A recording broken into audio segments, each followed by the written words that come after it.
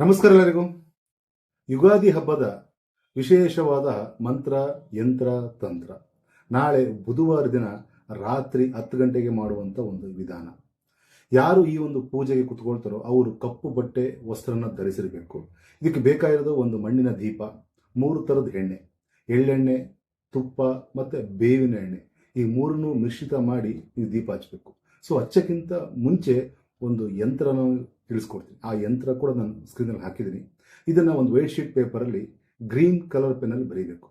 ಬರೆದ ನಂತರ ಮಧ್ಯದಲ್ಲಿ ಶ್ರೀಮಂತ ಬರೆದ್ಬಿಟ್ಟು ಈ ಪೇಪರ್ನ ಕೆಳಗಡೆ ಇಡಬೇಕು.